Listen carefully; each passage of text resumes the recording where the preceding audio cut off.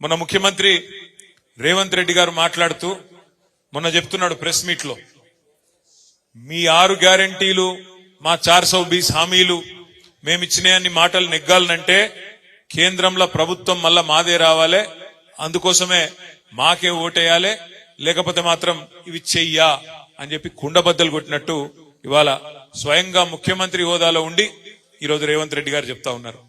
ఒక మాట మీరు అందరూ కూడా దయచేసి ఆలోచించాలని చెప్పి నేను కోరుతా ఉన్నా. ఒక రకంగా చెప్పాలంటే ఈ ముఖ్యమంత్రి గారు మొన్న ఆయన చెప్పిన మాటలతో మనకు అర్థమయ్యేది ఏంటంటే, ఆల్రెడీ చేతులు ఎత్తేసిండు, నాతోని నేను ఇచ్చిన హామీలు అమలు చేసుడు నాతోని కాదు అని నిజంగా కూడా చేతులు ఎత్తేసినట్టే అనిపిస్తా ఉన్నది. ఎందుకంటే ఆయనకు కూడా ఎరికే ఆ ఇండియా కూటమిలో ఎవరు లేరు. ఇవాళ కాంగ్రెస్ అంబడ మమతా బెనర్జీ గారు వెళ్ళిపోయినారు, నితీష్ కుమార్ వెళ్ళిపోయిండు, అఖిలేష్ యాదవ్ ఆయన దారి ఆయన చూసుకుంటున్నాడు, కేజ్రీవాల్ వెళ్ళిపోయిండు, కేరళలో సిపిఎం వాళ్ళు వెళ్ళిపోయినరు, అక్కడ ఒక్కడు రాహుల్ గాంధీ మాత్రమే మిగిలిండు. కాబట్టి వాళ్ళు వచ్చేది లేదు, సచ్చేది లేదు. వాళ్ళు ఇప్పుడున్న పరిస్థితుల్లో గతంలో వచ్చిన 50 సీట్లు 55 సీట్లు కూడా తెచ్చుకునే పరిస్థితి కూడా లేదు.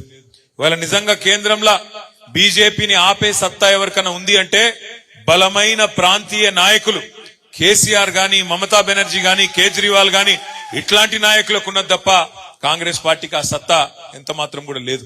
అందుకే నేను మీ అందరినీ ప్రార్థించేది, మొన్న ఎట్లా అయితే మల్లారెడ్డి గారికి బ్రహ్మాండమైన మెజారిటీనిచ్చి గెలిపించినరో, ఎంతమంది కొట్లాడినా అవన్నిటిని బేఖాతరు చేసి అందరు కలిసి కట్టుకు కొట్లాడినరో, అదే విధంగా రేపటి రోజున పార్లమెంట్ ఎన్నికల్లో కూడా ఇవాళ బీజేపీకి చెక్కు పెట్టాలి అంటే, బీజేపీకి ఎందుకు చెక్కు పెట్టాలి కేంద్ర ప్రభుత్వానికి అనే మాట కూడా మీరు అడగచ్చు.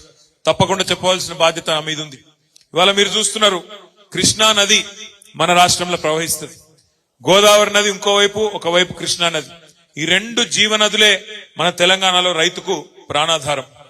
అట్లాంటి కృష్ణా నదిలో ఇప్పటి వరకు గత 10 ఏళ్లలో తెలంగాణ రాష్ట్రం ఏర్పడ్డాక ఆ కృష్ణా నదిలో మా వాటా ఎంత, ఉమ్మడి ఆంధ్రప్రదేశ్ నుంచి ఏర్పడ్డ తర్వాత అల్లగైన తర్వాత మా వాటా ఎంత అంటే వాటానేమో తేల్చలేదు. మోడీ గారు 10 ఏళ్లలో కనీసం కృష్ణా జలాల్లో తెలంగాణ హక్కు ఎంత, వాటా ఎంత అని తేల్చే టైం ఆయనకు లేదు. లేకపోగా నిన్న రేవంత్ రెడ్డి గారు ఢిల్లీకి పోయి నిన్న వచ్చింది బయటికి వార్త, కేఆర్ఎంబి అని ఉంటది, కృష్ణా రివర్ మేనేజ్మెంట్ బోర్డు అని. మన వాటా తేల్చకుండానే, మన నీళ్ళెంతో లెక్కలు చెప్పకుండానే ఇవాళ కృష్ణా రివర్ మేనేజ్మెంట్ బోర్డుకి ఆ కృష్ణా జలాలను అప్పజెప్పి రేపు ఏ ప్రాజెక్ట్ కట్టాలన్నా, అక్కడికి వెళ్ళి ఒక చుక్క నీరు తీసుకోవాలన్నా ఢిల్లీ ఓన్ చేతిలో మన జుట్టు పెట్టి ఇవాళ ఈ ముఖ్యమంత్రి గారు మన ప్రయోజనాలను, మన రాష్ట్ర ప్రయోజనాలను ఢిల్లీకి తాకట్టు పెట్టి వచ్చినాడు.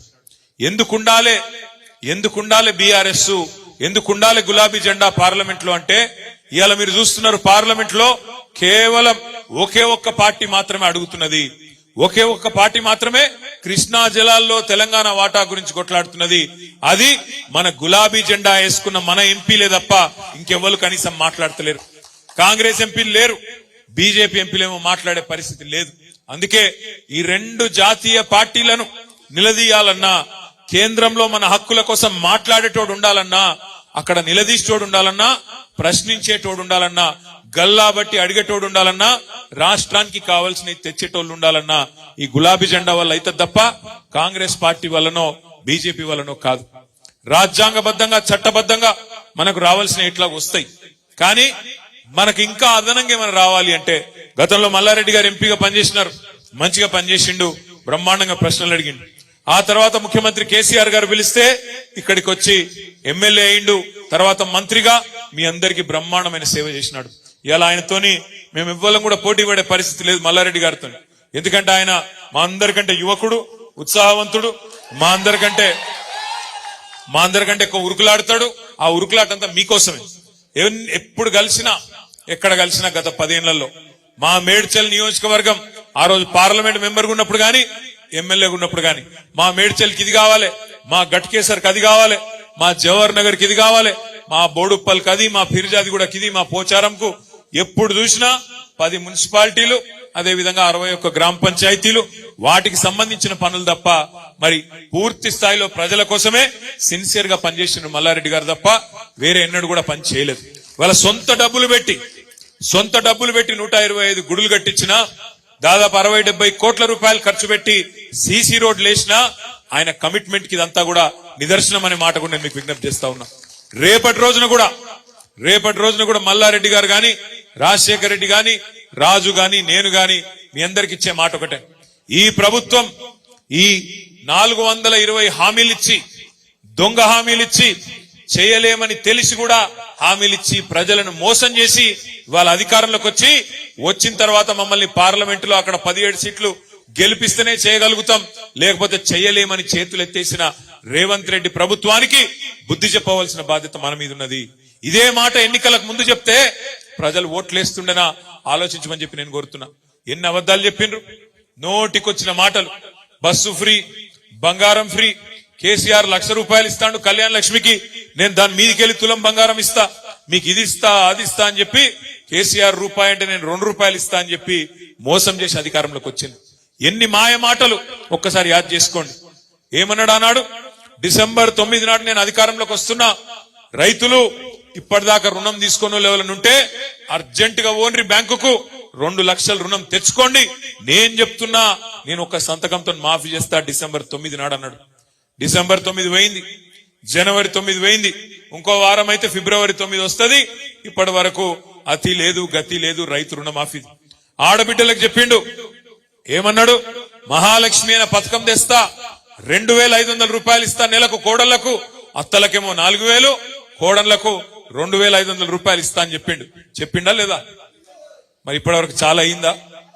100 రోజులు అన్నారు, 100 రోజులు కూడా చూద్దాం, తొందర ఏం లేదు. మార్చి 17కు 100 రోజులు నిండుతుంది. రాష్ట్రంలోని 1,57,00,000 మంది ఆడబిడ్డలు ఎదురు చూస్తాండ్రు. 18 ఏళ్లు నిండిన ఆడబిడ్డలు 1,57,00,000 మంది ఓటర్ లిస్ట్ లో నమోదు చేయించుకున్న వాళ్ళు ఉన్నారు. వాళ్ళందరూ ఎదురు చూస్తున్నారు, మా ఖాతాల్లో నెలకు 2,500 వేస్తాడా లేదా మళ్ళేమన్నా కథలు పెట్టి కటింగ్లు పెడతాడా అని చెప్పి ఆడబిడ్డలు కూడా ఎదురు చూస్తా ఉన్నారు. అదే విధంగా ఫ్రీ ₹500 సిలిండర్ అన్నారు. ఇంకా చాలా మాటలు చెప్పిన, 1-2 కాదు. రైతులకైతే బోనస్, క్వింటల్ కి 500 బోనస్ అన్నారు. రైతు కూలీలకు 12,000 అన్నారు. ఇవాళ ఏం పరిస్థితి వచ్చిందో 50-60 రోజుల్లోనే మీరే చూస్తా ఉన్నారు. ఫ్రీ బస్ అని పెట్టిండ్రు. మరి ఆ ఫ్రీ బస్సులో ఇవాళ పరిస్థితులు ఎట్లున్నాయో వీడియోలు తిరుగుతున్నాయి, సోషల్ మీడియాలో మీరే చూస్తున్నారు. ఆడబిడ్డలు ఒకరినొకరు కొట్టుకుంటున్నారు. ఆ బస్సు డ్రైవర్ ఎక్కే సీట్లకే లెక్కుతున్నారు, కండక్టర్లు ఎక్కే దానికే లెక్కుతున్నారు, కిటికీలకే లోపల దుక్కుతున్నారు. ఒకళ్ళ జుట్లు ఒకళ్ళు పట్టుకొని కొట్టే పరిస్థితి వచ్చినది, చెప్పులతో కొట్టుకుంటున్నారు. అంటే బాధ ఏంటంటే, ఒక దిక్కేమో మగోళ్ళు టికెట్లు పెట్టి కొనుక్కున్న మగోళ్ళేమో వాళ్ళు నిలబడతారు, ఇటు ఆడబిడ్డలేమో సీట్లు దొరకక వీలు కొట్లాడతారు. అక్కడ ఆటో వాళ్ళేమో 6.5 లక్షల మంది ఆటో డ్రైవర్లు కడుపు గాలి. ఆఖరికి నిన్న ఒక ఆయన ఆటో కూడా తీసుకుపోయి ముఖ్యమంత్రి గారు, డిప్యూటీ సీఎం గారి ఇంటి దగ్గర తీసుకుపోయి అక్కడ వాళ్ళ ఇంటి ముంగటనే కాల్ చేసిన పరిస్థితి వచ్చింది. 50-60 రోజుల్లోనే ఇలా ఇంత వ్యతిరేకత ఈ ప్రభుత్వం మీద మూట కట్టుకొని ఈ ప్రభుత్వానికి బుద్ధి చెప్పడానికి ప్రజలు సిద్ధంగా ఉన్నారు. ఒకటి మాత్రం వాస్తవం, వీళ్ళు ఇచ్చిన 420 హామీలు, వాళ్ళు ఇచ్చిన 6 గ్యారంటీలు కాదు. చాలా మంది తమ్ముళ్ళు తెలియక మాట్లాడుతున్నారు 6 గ్యారంటీలని. 6 గ్యారంటీలేమో 100 రోజులలో అమలు చేస్తామన్నారు. ఒక 420 హామీలు, యూత్ డిక్లరేషన్ అని, ఎస్సీ డిక్లరేషన్ అని, ఎస్టీ డిక్లరేషన్ అని, మైనారిటీ డిక్లరేషన్ అని, రైతు డిక్లరేషన్ అని, మహిళా డిక్లరేషన్ అని చెప్పి విడుదల చేసి 420 420 హామీలు ఇచ్చి ఇవాళ రేవంత్ రెడ్డి అక్కడ గద్దెనెక్కి ముఖ్యమంత్రి అయింది. ముఖ్యమంత్రి అయిన తర్వాత ప్రజలకు పనికొచ్చే పనులు చేయకపోగా పనికిమాలిన మాటలు మాట్లాడుతూ ఉన్నాడు. ఆయన అంటాడు, కేసీఆర్ ను బీఆర్ఎస్ ను 100 మీటర్ల లోపల బొంద పెడతా, పాతి పెడతా అని మాట్లాడుతున్నాడు. ఆయన తిప్పి కొడితే 3 ఫీట్లు లేడు. ఆయన అంటే 100 మీటర్ల లోపల మనల్ని పాతి పెడతాడంట. దయచేసి నేను మీ అందరికి చేసే విజ్ఞప్తి ఒకటే, ఇట్లాంటి వాళ్ళని మస్తుగా చూసినాం ఇదివరకు కూడా. ఈ గులాబీ జెండా లేకుండా చేస్తా, తెలంగాణ ఎక్కడిది, అట్లా ఇట్లా అని అడ్డం పొడుగు మాట్లాడిన వాళ్ళు ఈయనకంటే పెద్ద పెద్ద తీస్మార్ ఖాన్లు ఉండే. ఇదివరకు 2001 నుంచి 2014 దాకా వాళ్ళతోనే కొట్లాడినాం.